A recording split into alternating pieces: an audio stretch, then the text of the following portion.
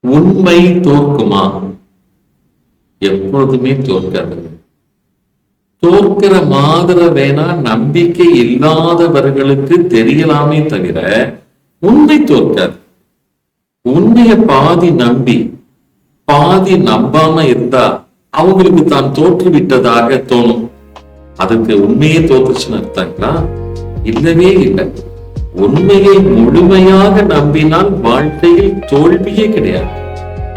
நம்பலாமா வேண்டாமா?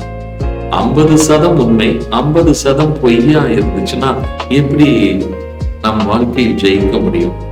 அப்ப வாழ்க்கையில் தோத்துட்டு உண்மையை நம்பினாதான் வாழ்க்கையில ஜெயிக்க முடியாதுங்கன்னு சொல்றதா நாம் உண்மைக்கு கொடுக்கின்ற நன்மை?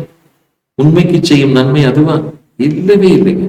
உண்மை எப்பொழுதுமே எங்குமே எவருக்குமே நன்மையை மட்டும்தான் தரும் என்பதை முழுமையாக நம்புங்கள். ஆத்ம நமஸ்காரங்கள். வாழ்க வளர்க.